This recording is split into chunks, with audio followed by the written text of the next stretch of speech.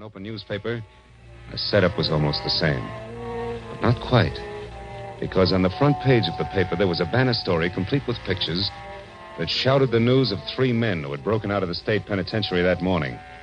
And one of them, a man named Steve Doyle, had a face that I'd seen only minutes ago on one of the snapshots in the overturned box. I grabbed the paper and started back to check with the snapshot once again for good measure. But the second I stepped into the living room, I stopped. Hello. I don't believe I know you. Oh, the voice matched the lady perfectly.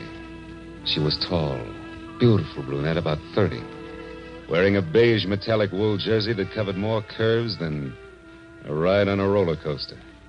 But the large monogrammed A on her purse meant that this was not the woman who had planned to marry Paul Riker. I said I don't believe I know you. The name is Arthur Murray. You're late for your rumble lesson. Oh, never mind the jokes, bright boy. It's a waste of your time and mine. All right, then we'll play it very straight. My name is Philip Marlowe. I'm a private detective, and I'm working for a very worried man. Now what's your connection with Nancy Marshall? I'm just, shall we say, an old acquaintance? That's all. Not enough. I'll prime the pump some more. I was hired to find Nancy, who seems to be in a lot of trouble. And coincidentally in trouble on the same day that Steve Doyle breaks out of stir. Now, once more, exactly where do you fit in? I don't think I'll tell you, Mr. Marlowe. If you don't mind. Well, pearl-handled, huh? How very chic. But deadly. Now get in that closet there, Marlowe. Go on. All right. But just so we don't go through this same routine when we meet again, and we will, who are you? Oh, you don't listen very carefully, Marlowe. I've already told you that I'm an old acquaintance. It's the season for them, remember? Now get in there and shut up.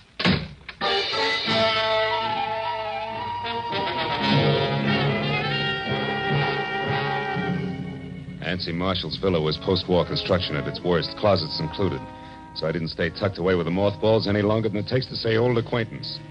The minute I'd kicked my way out, I went right for the telephone in my only 100% bona fide lead.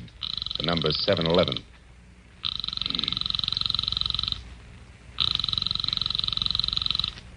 This is Lieutenant Ibarra.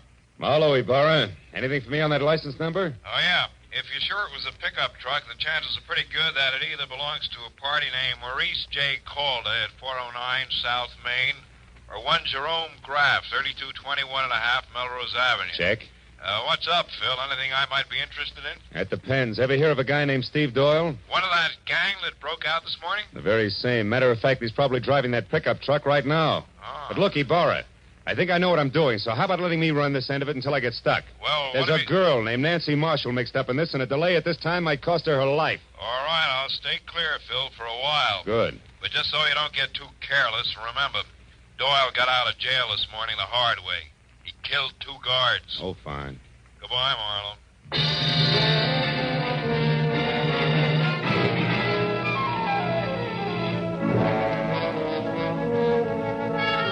When I got to 409 South Main, I knew that my first choice had to be wrong, because Maurice J. Calder turned out to be a bankrupt junkman, and his pickup truck, which was loaded with everything, including the kitchen sink, had 3 flat tires and hadn't moved in a week. So if the numerals 711 were going to live up to their reputation, Jerome Graff had to be my man. And that made the time to be careful now.